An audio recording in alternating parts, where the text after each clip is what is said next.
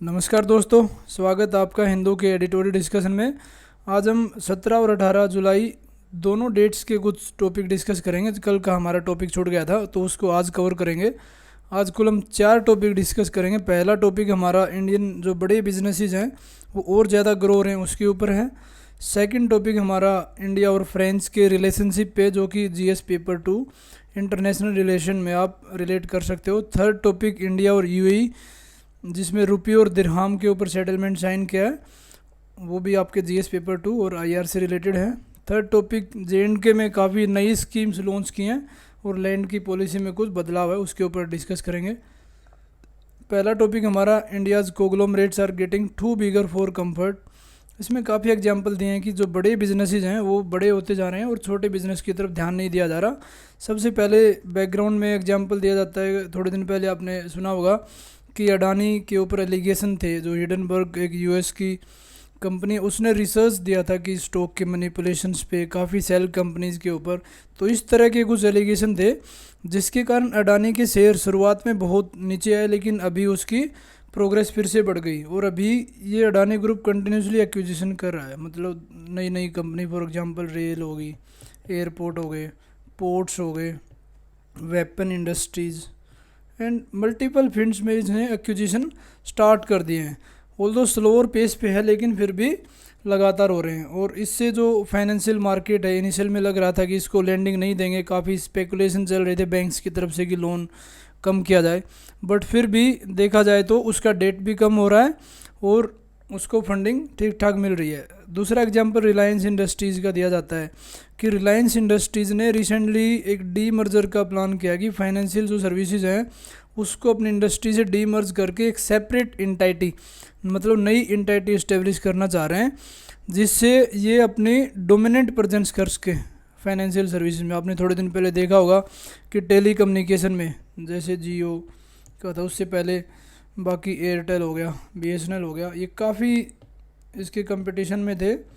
Idea हो गया, BSNL तो चलो गवर्नमेंट का है, बट ये तीन काफ़ी कंपटीशन में थे। पर जैसे ही जियो ने फ्री डाटा प्रोवाइड शुरू किया उसके बाद में जियो की एकदम से मोनोपोली सी हो गई बिजनेस के ऊपर।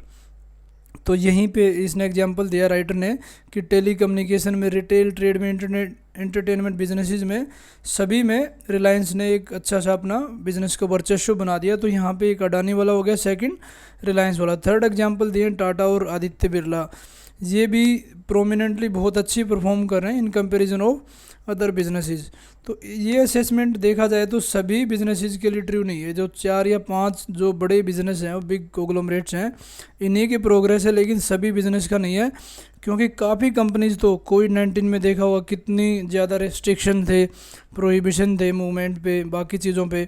तो कुछ ही कंपनी है जो कि यहाँ पे ग्रो कर पाई है। और ये 4 बिजनेस जो हमने डिस्कस किए, रिलायंस वाला हो गया, अडानी वाला हो गया, टाटा, बिरला, यही कुछ हैं जिन्होंने बहुत ज़्यादा परफॉर्म किया। यहीं पे रिजर्व बैंक ऑफ इंडिया के जो डिप्टी गवर्नर हैं, उन्होंने अपनी रिपोर्ट में एक चीज़ को हाईलाइट किया था कि जो 5 बड़े बिजनेस हैं, इनका नॉन फाइनेंशियल सेक्टर में जो 10% हिस्सा था 1991 में, वो बढ़ के 18% हो गया 2021 में। और जो नेक्स्ट 5, मतलब ये टॉप 5 की बात कर रहा है, जो टॉप 5 बिजनेसेस हैं जिनके ऊपर हम डिस्कस कर रहे हैं, उनका तो बढ़ के 10% से 18% हो गया पिछले 30 साल में। लेकिन जो इनके भी नेक्स्ट 5, मतलब 5 to 10 जो नेक्स्ट कंपनीज है, उनका घट के 18% से 9% हो गया। इससे जाहिर यही होता है कि कंसंट्रेशन ऑफ द वेल्थ कुछ ही कंपनीज में हो रही है टॉप 5 में, रेदर देन कि सब में। अब इसमें बात ये आती है कि जो इंडस्ट्रियल कंसंट्रेशन है, मतलब इनकी जो भी कंसंट्रेशन होगी किसी भी फील्ड में, टेली कम्युनिकेशन में लगाओ, मार्केट में, एंटरटेनमेंट में, वो इंडिया में नहीं बल्कि वर्ल्ड के काफ़ी जगह पे विटनेस की गई हैं। और इससे क्या होगा कि जो मार्केट की पावर है, इनिशियल में होता है क्या कि जो मार्केट कंपटीशन को प्रमोट करने के लिए होती है, बट इससे क्या हो, कंपटीशन को क्रश कर दिया गया। कैसे क्रश किया कंपटीशन को कि फॉर एग्जांपल 5 कंपनी जिसमें एक कंपनी बहुत बड़ी है, वो अपने रेट्स को इतना डाउन कर देगी कि बाकी 4 कंपनी ऑटोमेटिक मार्केट से बाहर हो जाएंगी। तो वहाँ पे कंपटीशन खत्म हुआ और मोनोपोली इस्टेब्लिश होगी। और इसी के कारण थोड़े दिन पहले हमने एक टर्म पढ़ी थी, ग्रीडफ्लेशन।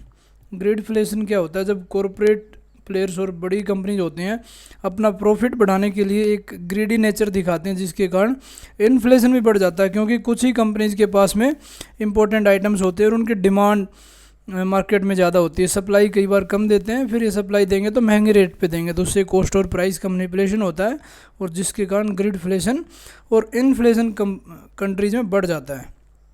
इससे क्या हुआ कि जो डेमोक्रेसी के इंस्टीट्यूशन है उस पर भी फ़र्क पड़ता है, क्योंकि ये मीडिया को पूरा कैप्चर करते हैं, उसी तरह के रिटोरिक सेट करते हैं, उसी तरह की विचारधारा जनता में फैलाई जाती है। इसमें जो सिविल सोसाइटी है उसका एक रोल होता है जो मोनोपोली को इस्टेब्लिश न होने दे।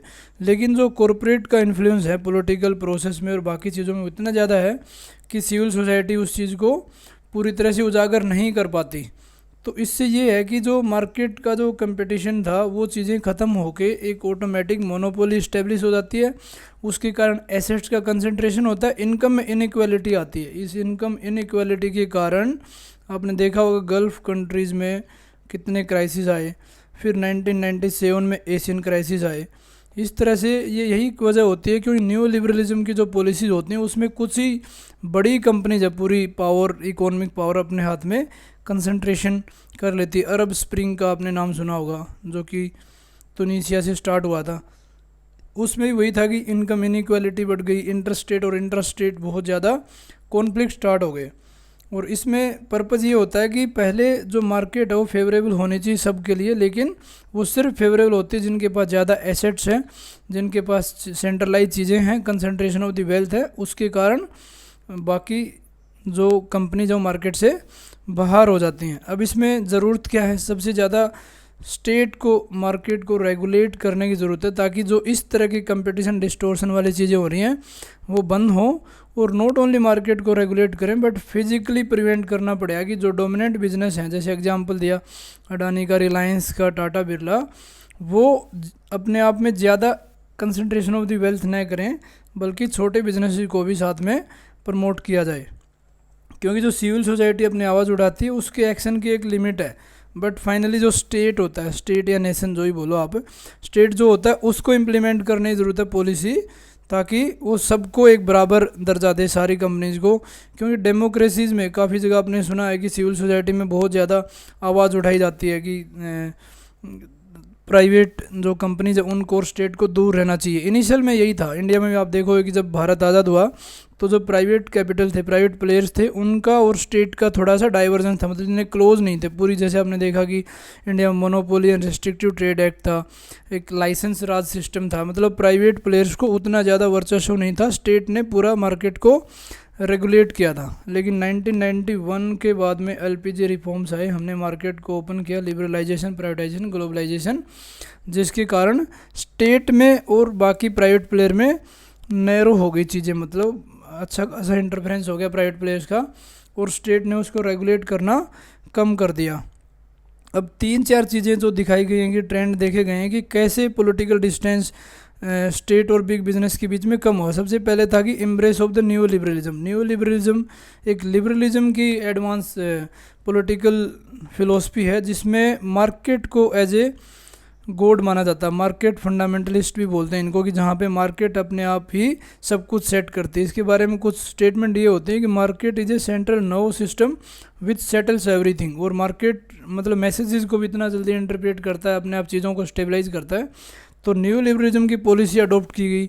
WTO का आप एग्जांपल देख सकते हो, फ्री ट्रेड और बाकी चीज़ें जो वेस्टर्न कंट्रीज़ के रिटोरिक थे वो भी न्यू लिबरलिज्म को प्रमोट कर रहे थे। उसके कारण ये हुआ कि रोल ऑफ द स्टेट जो था वो कम हो गया और प्राइवेट कैपिटल को रेगुलेट कम किया जाने लगा, जिससे स्टेट क्या चाह रहा है कि इनकी ग्रोथ को इंश्योर किया जाए, जिससे कि ओवरऑल इकोनॉमिक प्रोग्रेस होगी। पर्पज़ ये था कि ट्रिकल डाउन इफेक्ट होगा, मतलब कि बड़ी कंपनीज़ के पास में जब पैसा होगा तो ये नीचे बाकी लोगों को ही मिलेगा, लेकिन वो नहीं हुआ। इससे कंसंट्रेशन ऑफ द वेल्थ कुछ ही लोगों में हो गई। और जो इनिशियल में जो एडवोकेट है न्यू लिबरलिज्म की, उन्होंने यही आर्गुमेंट दिया था कि जैसे ही आप न्यू लिबरलिज्म को प्रमोट करोगे उससे इकोनॉमिक ग्रोथ बढ़ेगी और काउंटर कंसंट्रेशन होगी, मतलब मार्केट में सबको बराबर हक मिलेगा, कंपटीशन इंश्योर किया जाएगा। लेकिन हो क्या गया, हो गया इसका उल्टा। जो बड़ी कंपनी है सिर्फ उनको ही मौका मिल रहा है, बाकी छोटे सेक्टर्स को नहीं मिला। आप एग्जांपल देख सकते हो टेली कम्युनिकेशन के सेक्टर में, सिविल एविएशन में कितनी ज़्यादा कंपनीज थी पहले, अब गिनती की रह गई, क्योंकि कुछ एक कंपनीज ने अपनी मोनोपोली इस्टेब्लिश कर ली है।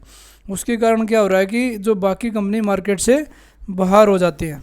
दूसरा रीज़न ये दिया जाता है कि स्टेट क्या कर रहा है, जो डोमेस्टिक की बड़ी कंपनीज हैं उनको स्ट्रेंथन करने में उनकी हेल्प कर रहा है। जैसे आपने देखा होगा कि जो भी कंट्रीज़ के prime minister, head of the state हैं, वो बड़े बिजनेसमैन को अपने साथ में लेके जाते हैं जब फॉरेन विजिट होता है, और अपने जो कंपनीज हैं उनका ग्लोबल कंपटीशन में, मतलब बड़ी बड़ी जो एमएनसीज हैं उनके साथ कंपटीशन करने के लिए उनको प्रमोट किया जाता है। जितनी पॉलिसीज़ होगी, डिप्लोमेसी होगी, पब्लिक रिसोर्सेज होंगे, वो उसी तरह से बनाए जाते हैं। जैसे आपने सुना है कि बड़े बड़े पब्लिक सेक्टर बैंक हैं, उनके द्वारा लोन किसको मिलता है? लोन उसी को मिलता है जो बड़ी कंपनी है, जैसे अडानी का हो गया, अंबानी का हो गया। तो उससे वही होता है कि सारी चीज़ें कंसंट्रेशन कुछ ही लोगों के हाथ में हो जाती है, और जो स्टेट है उसको रेगुलेट करना चाहिए था, लेकिन स्टेट ने प्रमोट कर दिया और इंटरवेंशन कम कर दिया, जिससे बिग बिजनेसेस का बहुत ज़्यादा वर्चस्व बढ़ गया।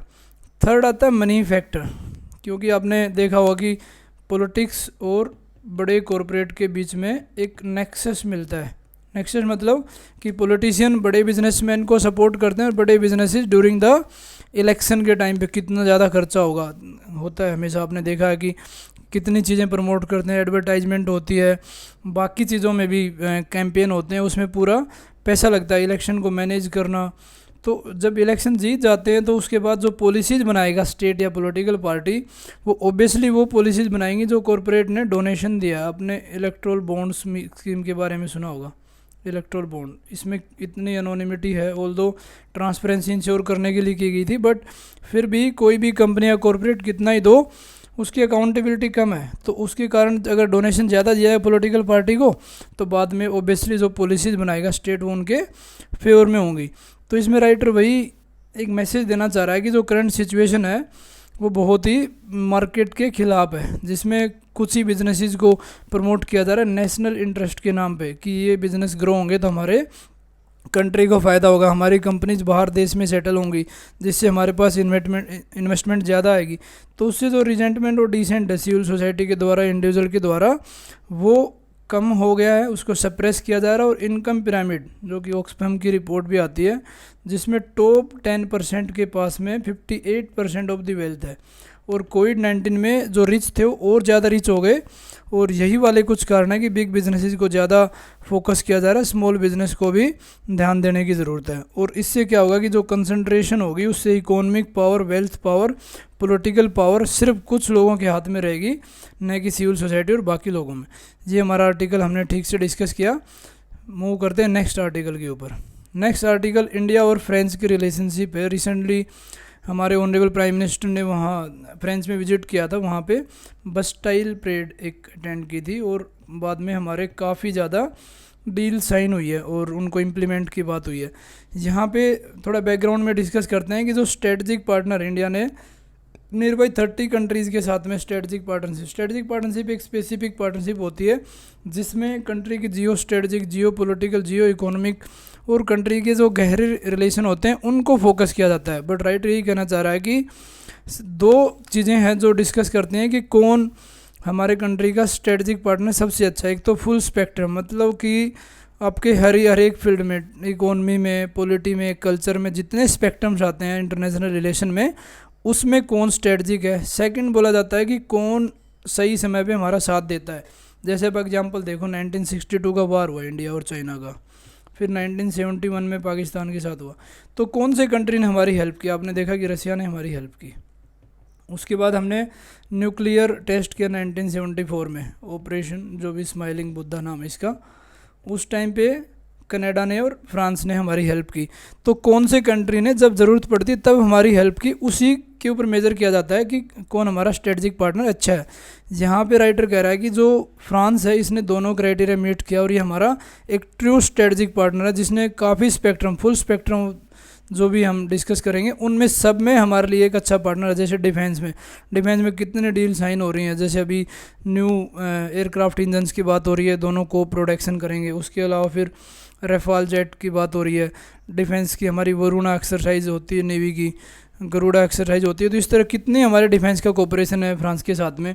स्पेस में जो हमारा इसरो है इंडिया का, और फ्रांस का CNES है स्पेस एजेंसी, उन दोनों में अच्छा खासा कोऑपरेशन है। और हमारे गगनयान 3 में, चंद्रयान 3 में, इसमें स्पेस में काफ़ी अच्छा कंट्रीब्यूशन है फ्रांस का। क्लाइमेट चेंज की बात करो, इंटरनेशनल सोलर अलायंस जो इंडिया और फ्रांस का इनिशिएटिव था, COP15 में हमने इसको लॉन्च किया था। और बाकी जगह भी जो रिन्यूएबल एनर्जी है उन चीज़ों में अच्छा खासा हमारा वो है। Critical technology, AI, artificial intelligence, machine learning, quantum computing, सब में फ्रांस के साथ में हमारा अच्छा। पीपल टू पीपल मतलब कल्चरल टाइज भी हमारी बहुत बढ़िया है। तो फ्रांस ने बेसिकली यही है कि फ्रांस की जो स्ट्रेटजिक पार्टनरशिप जो हमारे 1998 में इस्टेब्लिश हुई थी, जिसके 25 साल पूरे हुए हैं, तो अपने एक मतलब स्टूड ऑफ द टाइम की जो एक टाइम टेस्टेड चीज़ है वो इन्होंने प्रूव की है। और रिसेंट विजिट में आप देख सकते हो कुछ वर्ड हैं जैसे अनप्रेसिडेंटेड मतलब पहले कभी देखा ही नहीं, और हिस्टोरिक, ये कोई वर्ड सिर्फ ऐसे यूज़ नहीं किए गए क्योंकि इन शब्दों में दम है कि फ्रांस ने हमारा हमेशा साथ दिया और इंडिया ने भी रेसिप्रोकेट किया। अभी फ्रांस ने जो हाईएस्ट सिविलियन ऑनर है, बोल दो काफ़ी कंट्रीज़ ने हमारे ऑनरेबल प्राइम मिनिस्टर को हाईएस्ट सिविलियन ऑनर अवार्ड दिया, बट फ्रांस का स्पेशल है कि हमारे कंट्री में हमारे जो ट्राई सर्विसेज कॉन्टीजेंट जो परेड जो बेस्टाइल डे वहाँ से सेलिब्रेट किया था उसमें पार्टिसिपेट किया है। अभी जो डॉक्यूमेंट साइन हुए उसमें ज्वाइंट कम्युनिक ये होता है कि दोनों कंट्री जो भी डील साइन होती है उसका एक अनाउंसमेंट करती है।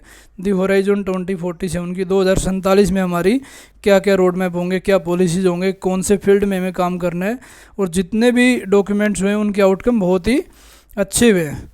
और नेक्स्ट आप देख सकते हो कि प्राइम मिनिस्टर जो विजिट किया है उसको कंपेयर कर रहे हैं कि जो यूएस में विजिट किया था उसके कंपैरिजन है।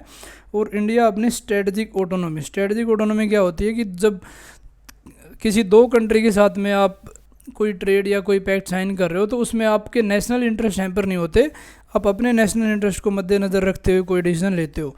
डिफेंस सेक्टर जो कि बहुत ज़्यादा हाईलाइट हुआ है कि अच्छी खासी अटेंशन आई है, आप देख सकते हो वहाँ की जो सेफ्रन एक कंपनी और डीआरडीओ जो हमारा defence research and development organisation है, ये जेट इंजन जो रेफाल के जेट इंजन्स को को प्रोडक्शन करेंगे। उसके बाद जो हमारा हिंदुस्तान एरोनॉटिक्स लिमिटेड HAL जिसने तेजस एयरक्राफ्ट बनाए, बाकी चीज़ें भी सिविल एविएशन और डिफेंस के लिए बनाते रहते हैं, उनका आपस में ज्वाइंट कोऑपरेशन है। सबमरीन कितनी ज़्यादा न्यूज़ में है, स्कॉर्पियन सबमरीन जो कि बहुत ही एडवांस है जिसमें एयर इंडिपेंडेंट प्रोपल्सन सिस्टम है। उसके बाद इसकी स्टेल्थ कैपेबिलिटीज़ हैं, उसमें भी जो मजगांव डोक लिमिटेड में हमारे P75 प्रोजेक्ट के अंदर बन रही हैं, कलवेरी खंडेरी करंजवेला वगीर वगसीर, तो उसमें भी जो फ्रेंच का ग्रुप है वो हमारा साथ दे रहा है। नेक्स्ट आप बात कर सकते हो कि जो इंडिया और डिफेंस की टाइज हैं, जैसे हमने एक्सरसाइजेज के बारे में बात किया कि वरुणा एक्सरसाइज होती है, गरुड़ एक्सरसाइज होती है, ये हमारे बहुत ज़्यादा डिफेंस को क्लोज ला रहे हैं। और आज जो हमारे डिफेंस की रिलेशनशिप है सिर्फ इसके लिए नहीं है कि बायर सेलर की इंडिया वहाँ से परचेज कर रहा है, फ्रांस बेच रहा है, बट ये ज्वाइंटली डेवलप कर रहे हैं, को प्रोड्यूस कर रहे हैं। जो चीज़ें अब इंडिया में बनेंगी, जैसे इंजन की बात कर लो, वो भी इंडिया में शिफ्ट होगी। तो इससे ये होगा कि जो स्टेट ऑफ आर्ट टेक्नोलॉजी है वो इन्होंने प्रोवाइड करने का वादा किया है कि आपको टेक्नोलॉजी भी दी जाएगी। ऑल तो क्या होता है कि कई कंट्री जैसे यूएसए के साथ में दिक्कत ये होती है कि वो हमें कई बार टेक्नोलॉजी नहीं देता, लेकिन फ्रांस ने टेक्नोलॉजी देने का भी प्रॉमिस किया है। अभी जो 26 रेफाल मरीन एयरक्राफ्ट है INS विक्रांत, ऑल दो इसके ऊपर काफ़ी क्वेश्चन उठे हैं कि अभी वाले डील में ये मिसिंग है, बट ये किस लिए हो रहा है कि यूक्रेन के वॉर के कारण थोड़ा सा कंट्रीज़ के स्टैंड जियोपॉलिटिकल सिचुएशन को ध्यान में रखते हुए डिफरेंट थे, बट ये भी थोड़े दिनों में फाइनल हो जाएगा। इंडो पैसिफिक, ये हमेशा न्यूज़ में रहता है। इंडो पैसिफिक के डिफरेंट कोनोटेशन है, कोई इंडो पैसिफिक किसी कारण से कहता है, कोई दूसरी वजह, जैसे इंडिया तो इंडो पैसिफिक इसलिए बोलता है कि Indo Pacific club of limited members नहीं है। इंडो पैसिफिक इंडियन ओशन और पैसिफिक ओशन का एक अमलगमेशन है। यूएस की पॉलिसी है पोलार टू पेंगुइन, जापान की पॉलिसी है कि इंडो पैसिफिक एक free trade, free communication, free sea lines of communication, इस पे फोकस करता है। तो इंडो पैसिफिक की बात करें तो दोनों कंट्रीज़ में आपस में बहुत अच्छे रिलेशन है, क्योंकि फ्रांस एक इंडियन ओशन में सिर्फ ऐसा नहीं कि एक रेजिडेंट पावर है, बट उसके मैसिव स्टेट हैं, जैसे ला रीयूनियन आइलैंड, वहाँ पे इसके खुद के पोर्ट्स हैं, कैलाडोनिया में है, फ्रांस के पोलिनेशिया जो कि ऑस्ट्रेलिया के और न्यूजीलैंड के पास में है। फ्रांस का एक्सक्लूसिव इकोनॉमिक जोन क्या होता है, 200 नॉटिकल माइल के बियॉन्ड जो सी तक जो सी होता है वो आपके एक्सक्लूसिव इकोनॉमिक जोन में आता है। ये बहुत ज़्यादा है, नियर बाई 1.5 मिलियन सिटीजन है जो बाहर रहते हैं और उनके एरिया में काफ़ी चीज़ें आती हैं। अब थोड़े दिन पहले कॉम्प्रीहेंसिव एग्रीमेंट हमने साइन किया था, ज्वाइंट एक्सरसाइजेज कर रहे हैं यहाँ पे, तो फ्रेंच के जो मिलिट्री बेस होंगे वो इंडियन फोर्सेज यूज करेंगे और हम भी उनको प्रोवाइड करेंगे, तो इससे हमारी जो मैरीटाइम अवेयरनेस बढ़ेगी। ओशियंस में जो फ्री ट्रेड प्रमोट किया जाएगा, प्लूरिलेटरल मतलब 2 या 2 से अधिक कंट्रीज़ के अरेंजमेंट है, जैसे ऑस्ट्रेलिया और UAE के साथ में हम वही कर रहे हैं, तो वही हमारा फ्रांस के साथ में है। Open and inclusive Indo Pacific, ये हमारे क्वाड का भी सेम स्लोगन है। क्वाड कंट्रीज़ में इंडिया, जापान, ऑस्ट्रेलिया और यूएस हैं, तो सेम वही है। ऑल्दो बीजिंग क्या काउंटर कर रहा है कि ये इंडियन ओशन जो है वो इंडिया का ओशन नहीं, इंडियन ओशन है नाम इसका, वो अपना रिटोरिक अलग ही फैलाना चाह रहा है क्योंकि चाइना की एक स्ट्रिंग ऑफ पर्ल्स पॉलिसी है। तो इस टाइम पे हमारी फ्रांस के साथ में रिलेशनशिप बहुत गहरी होने का फ़ायदा यह है कि जो मैरीटाइम इंडिया के इंटरेस्ट हैं वो इंश्योर होंगे, क्वाड को स्ट्रेंथन किया जाएगा और इंडिया एक नेट सिक्योरिटी प्रोवाइडर यहाँ पे वो भी हमारा अच्छा रहेगा। तो दोनों कंट्रीज़ के जो ट्रस्ट हैं, जो पिछले 25 सालों में जो स्ट्रेटजिक पार्टनरशिप निभाई है, वो बिल्कुल अनसेकेबल है, मतलब उनको हिलाया नहीं जा सकता। थोड़े बहुत यूक्रेन वॉर के कारण डाइवर्जेंस हुए थे, बट उसके कारण हमारे कोई बायलैटरल रिलेशनशिप ख़राब नहीं हुए।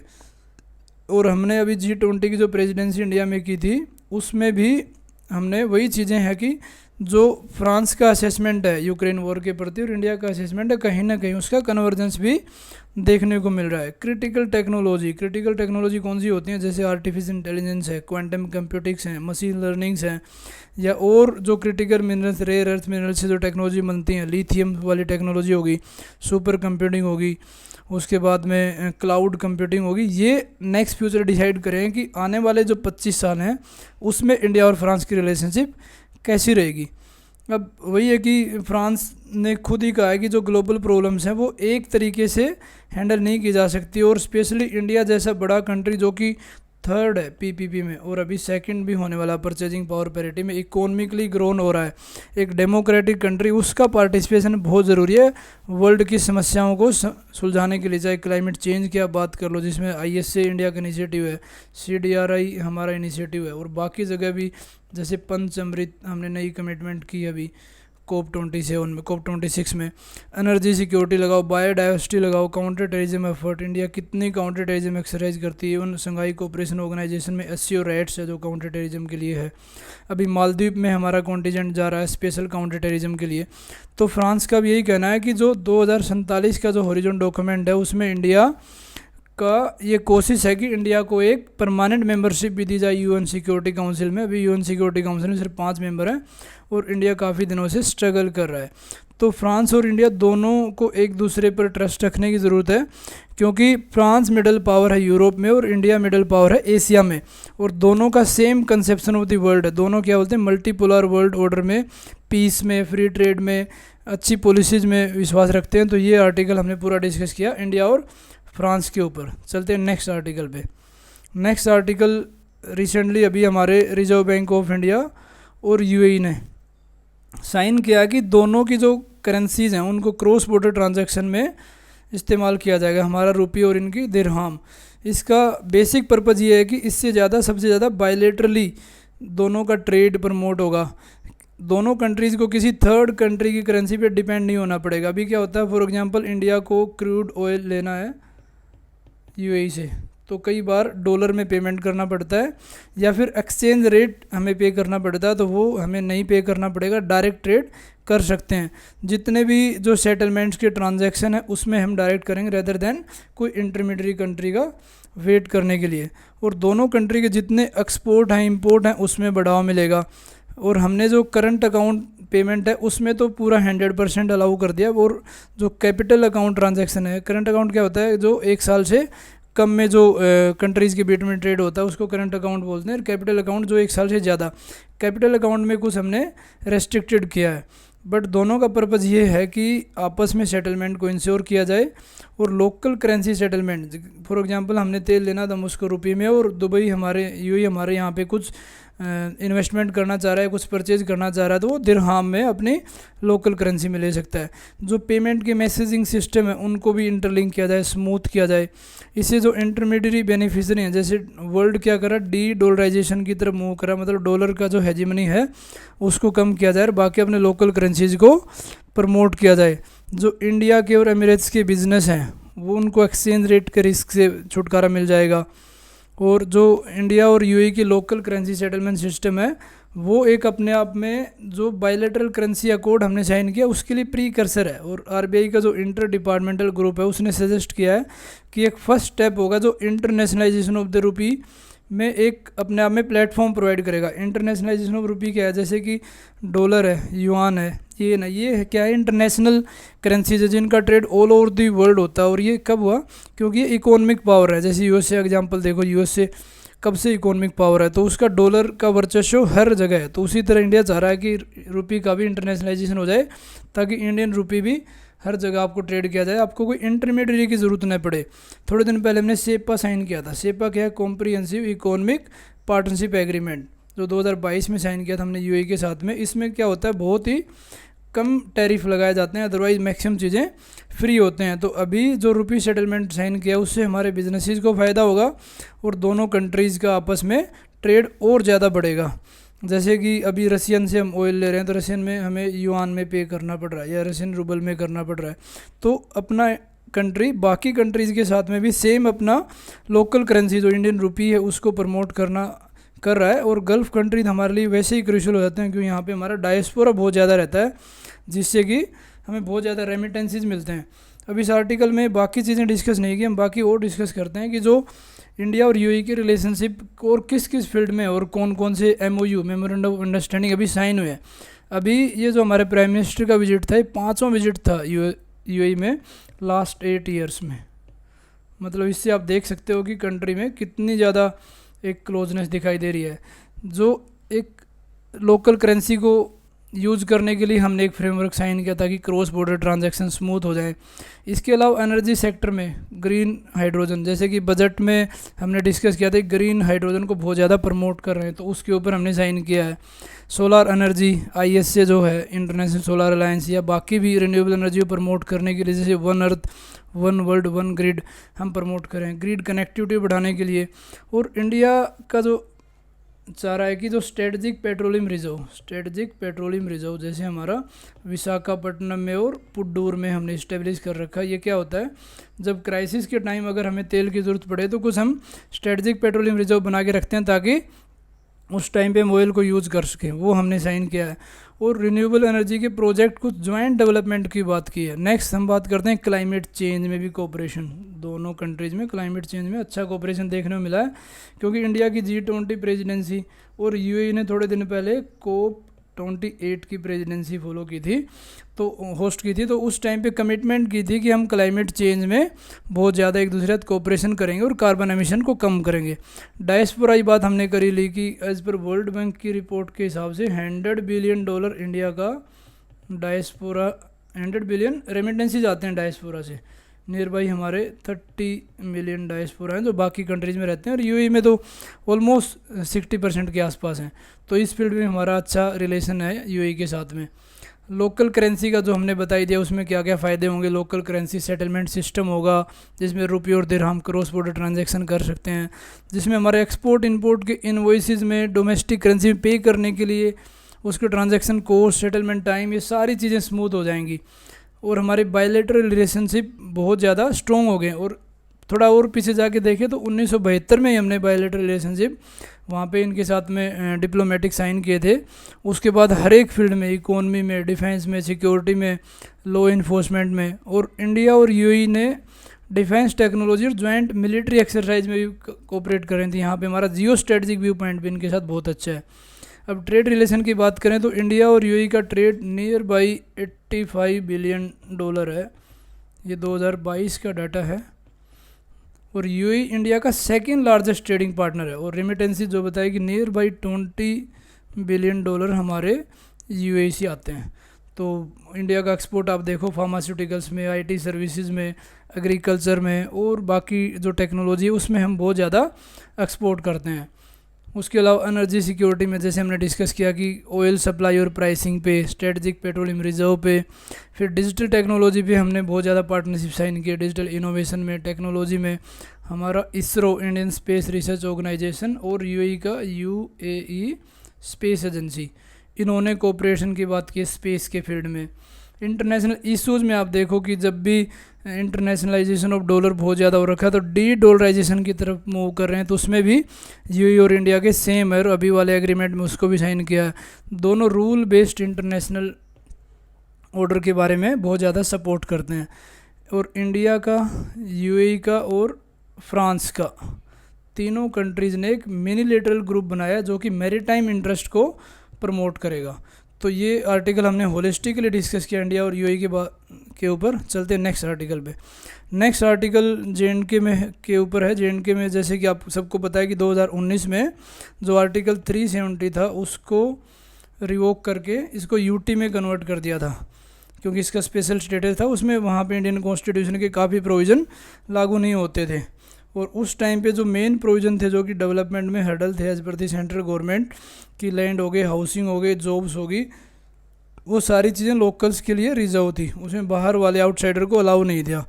और इसको अभी काफ़ी ज़्यादा डिबेट में है, क्योंकि अभी वहाँ के जो लेफ्टिनेंट गवर्नर है उन्होंने काफ़ी स्कीम्स लॉन्च की हैं जो कि होमलेस है, लैंड लेबर्स के लिए, माइग्रेंट वर्कर्स के लिए। रीजनल पार्टीज़ ने तो इसके ऊपर काफ़ी कंसर्न्स उठाए कि अभी आप जो स्कीम्स लॉन्च कर रहे हो ये आउटसाइडर को यहाँ पे एंट्री करेगा।